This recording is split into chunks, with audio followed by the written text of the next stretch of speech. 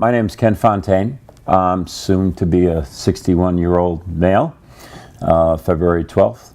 I'm married. I have 4 children, 33 to almost a 24-year-old. 2 boys and 2 girls. Congratulations. Thank you. My youngest one's getting married this year on September 7th, so we have a lot going on, but very excited. And my wife Denise works at the University of Vermont in the physics department, but she's soon transferring over to the psychology area. Cool. I'm retired IBMer. I worked there for 34 years, but now I work part-time at an elementary school, which is kindergarten through 3rd grade. I work there part-time, just 12 and a half hours a week, so 2.5 hours a day. But it's great. I'm a supervisor for both recess and lunch, and I also work in the library learning center area. Cool. So I was helping kids make, 1st graders make treasure chests today, because they're doing a whole big thing on a Peter Pan play next week. That's cool. So I was having a lot of fun doing that. It's great therapy for me. They don't realize how much they're helping me having this kind of job. It's just awesome. Yeah. I walk in with a smile every day, and I walk out with a smile. That's wonderful. No stress at all. So as far as my injury, it happened on, I'll never forget it, September 22nd in 2017. I'm also a football coach over at Essex High School, and my wife and I love to camp as well, and we have an RV, and her suggestion was, hey, how about this year on away games we go ahead and camp? And I said, hey, that's a great idea. So I had gotten out of school, I get out about 1:15, 1:30. So I headed over home, and I was packing up the RV, and one of the things I was bringing with us is some pre-packed firewood. And I picked up a couple of packages, and I was going to load them, and I was in my garage.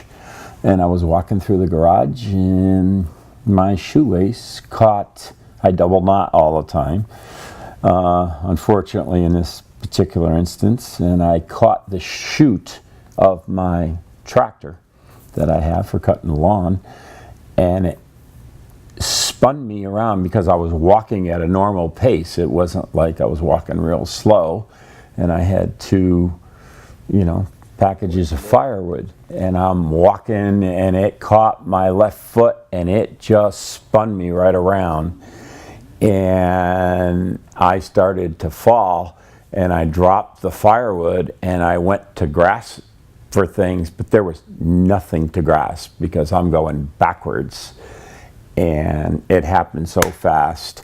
Of course, when I hit, it would have been great if I hit flat, but I didn't. The firewood was underneath me, so it was like a seesaw almost. I hit the back of my head so hard, it actually bounced me back up because of the firewood, and then I slammed down and hit again. So I hit my head twice, very hard on the cement. It definitely took me out. I do not know for how long. There was nobody home. And then when I finally came to, I was like trying to reach, because my back was in bad shape too. I was trying to reach for my cell phone in my pocket, and I eventually got to it. But I didn't call 911. I called the football coach to let him know that I was in a situation, and I probably wasn't going to make the trip down with them because my wife was going to drive the RV down, and I'd meet her later. And he asked me where I was, and I said, oh, don't worry about it. I'm in my garage on the floor. And he goes, what happened? And I explained to him, and he says, do you need me there? I said, no, I'll call a neighbor to come over and help. And he's, you sure? Yeah, I'm fine. I hung up the phone and started calling neighbors, and nobody was home. So I'm laying there on the thing, and next thing you know, my wife calls, and I'm trying to tell her everything's fine. And I didn't tell her I was on the floor. And then next thing you know, that coach showed up. And so I finally hung up with my wife, and he starts helping me off the ground. And of course, my back was in bad shape. But I finally got up to the point where I was there, and then my wife shows up, and they want me to go to the hospital. And of course, being a coach, concussion protocol, I'm certified in it. Yeah. I convinced them that I'm going to be okay. And so they told me not to go to the game, but we still had reservations at the campground. So my wife and I get in the RV and we drive down. And of course, I have really bad concussion. And we get to the campground and we're starting to set up, and I'm not feeling that great. And I went to put 2 chucks under the front wheels of my RV. And I put the first one down, and of course there's just enough light for me to see, and I usually have a headlight on, and I didn't. And I went to go put the other one, and it's pretty dark. And there's a rock up about this far, and my left foot catches it. Now I'm a missile like this, going straight ahead, and what I didn't know or see, there was a huge boulder in the grass, and I smashed the top of my head into this boulder, and now I'm down and out on the ground. And so that's the 3rd hit to my head within 2 hours time. And when I come to, I'm laying on the ground and I'm trying to get my wife's attention. I really couldn't yell at the time. And I'm sort of like kicking whatever I can on the side of the RV. It was the running board near the driver's side. And she's not responding. I'm trying to do like an SOS thing. Yeah. And she's not coming out. I could see her silhouette in the side through the side window, but she's not coming out. And I'm like, I don't understand why she's not coming out. So finally I decided to get up on my own. And that was the mistake. I tried getting up on my own, and I just barely get to my feet. Everything started spinning, and I fall again. Well, I missed that big boulder, which was great, but I hit the sister boulder next to it, which was smaller, but still a good size rock. But this time I hit it again with the back of my head, and now I'm out. But I yelled on the way down, made like a yell sound. That she heard. And then she comes out to find out what's going on, and I wake up to her standing over the top of me, asking me what happened. And then the rest is history. Now we're down in Middlebury. I ended up at Porter Hospital, but their MRI machine is not the same, or CAT scan or whatever machine is not the same as coming up here to the UVM Medical Center. Well, I ended up coming back to the RV, resting the next day the best I could, and they kind of wanted to keep me there, but I didn't want to stay down there. I really wanted to be up here. So Saturday I did get some rest. My wife ended up waking me up every hour or something, which was very aggravating, but she did do it. And then the next day rested, and then I kind of slept a lot the next day, and just hung out, had a fire that night, but then Sunday morning everything went downhill. I couldn't talk right, I couldn't walk right. It was not good. Packed up camp, got in the RV, and we just started driving back and got to the UVM Medical Center, and they just started doing all tests, and they tried getting me off the gurney, and I just kind of collapsed, and the neurologists and the other doctor in the ER immediately, they admitted me and did stuff, and it looks like I had 3 brain bleeds in my head. So I was in the hospital for a while, and then I ended up in rehab here and spent time in rehab here and worked hard getting signed up for outpatient rehab, and it takes a while to get in here. So I had to wait like almost a month to get in here for rehab, right? So I'm waiting, and then I'm doing what I can at home, but I'm confined to home. So I'm going to certain appointments. I can't drive, of course, and people are bringing me. So I'm on my way to an appointment on Williston Road, and someone was taking a left near the poorhouse to go into Barry's Automotive that's on the left-hand side, but they didn't use what I call the suicide lane. You can go right or left with traffic coming the other way. And they stayed in the main road and had their blinker on. So we go ahead and stop, and as soon as we stop, person behind us smashed right into us really hard. So my friend Jane, who was driving, she went back. Of course, that's the first thing. I get pressed right back to the seat. And of course, the first thing I said was, "Oh, my back." Of course, this all happens like this, right? Her seat breaks. She ends up in the back seat. I go pressed back, but then immediately after that, I get thrown forward. Seatbelt didn't hold me. I go all the way to the front dash and then whip back again. So my brain just went, it's like a double concussion. 1 month after, it was October 27th. So 1 month and a few days.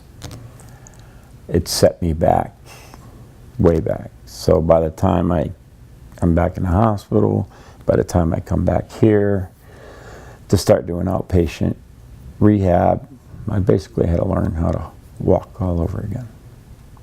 So I've been working my butt off, doing occupational therapy, speech therapy, physical therapy, and I'm still doing physical therapy today over at the Racket's Edge, where I work out 3 times a week, where I lift with a trainer, and then I'm doing cardiac rehab over at Tilly Drive, where my cardiologist is.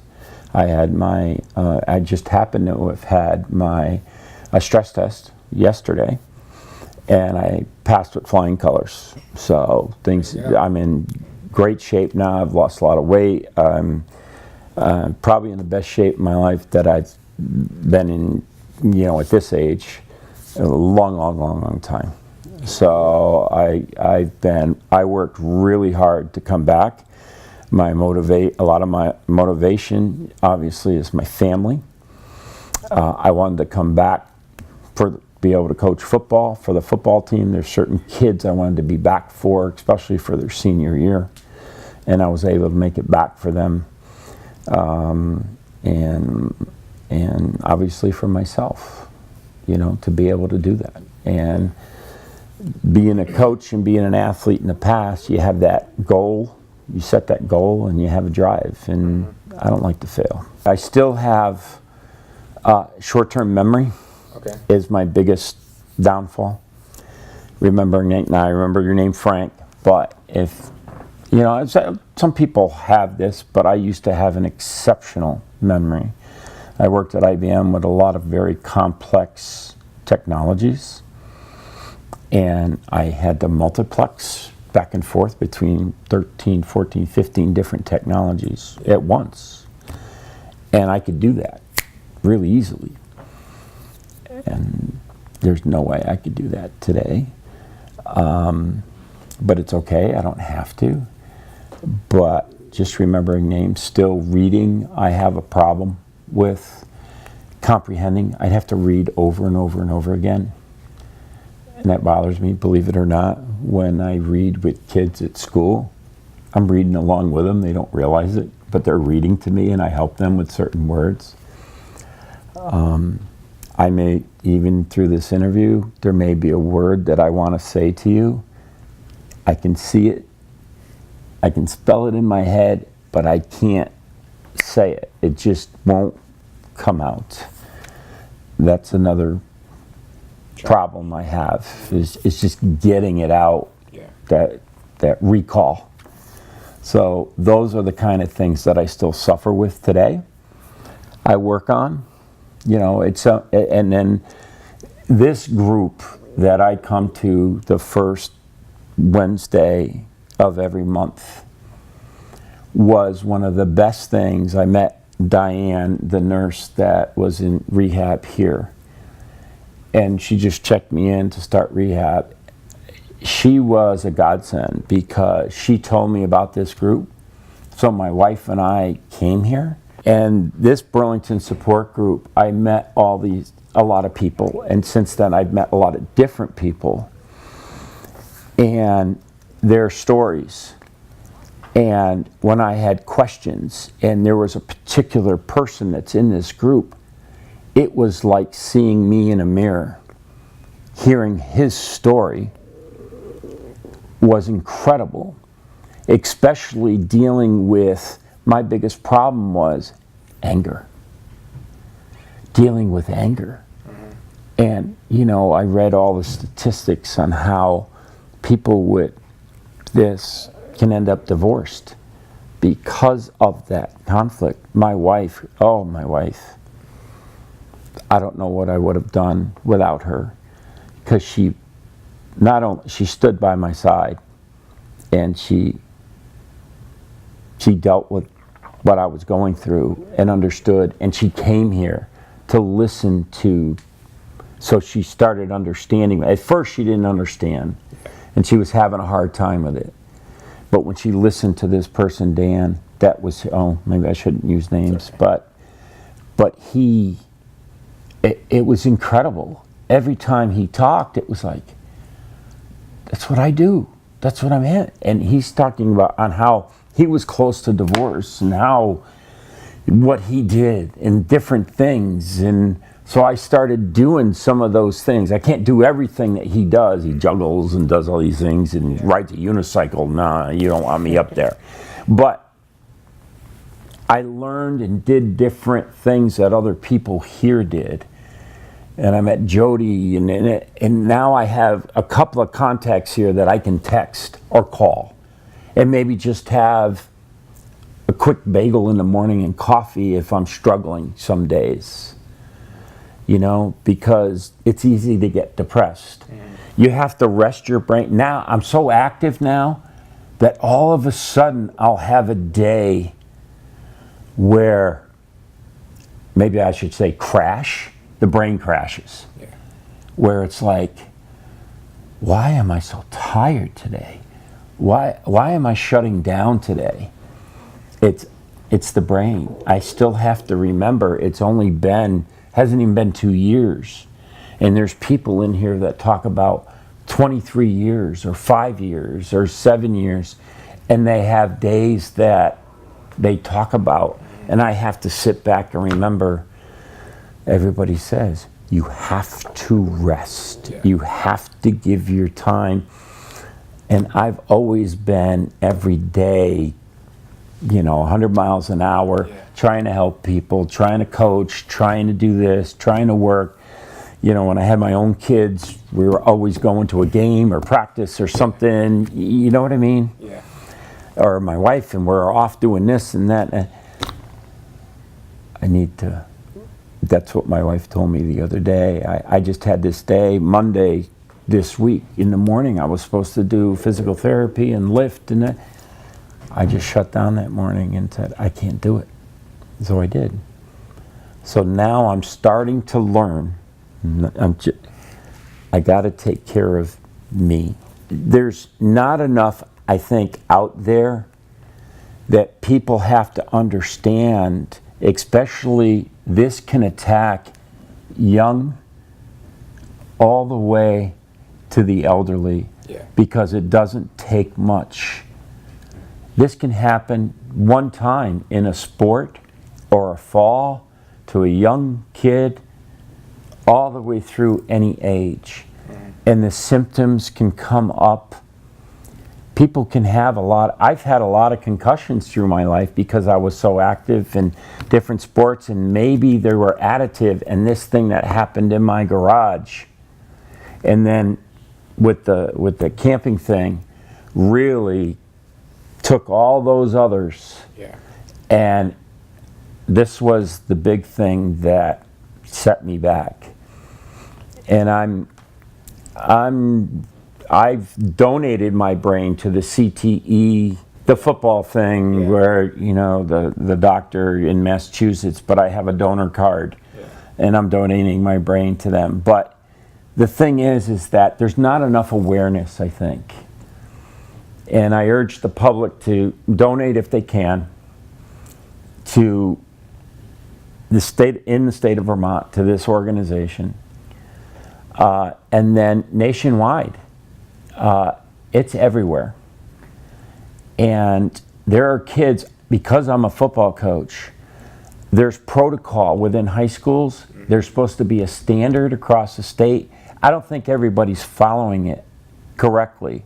I know Essex High School is, because I know the trainer there, I know the nurses there. They're very strict on return to class and then return to sports. Yeah. And I know exactly what that protocol is.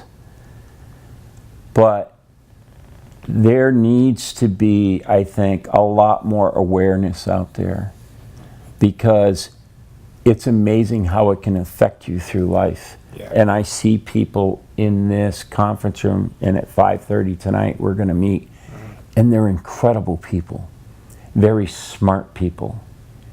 And the thing that I love is where I worked part-time, they had to let me go because this happened to me, and I understood that. But when the position became available again, even knowing this happened to me and how it affected me, they took me back. And I got my job back. That's great. And it's the best therapy in the world for me, working with kids and being able to do this.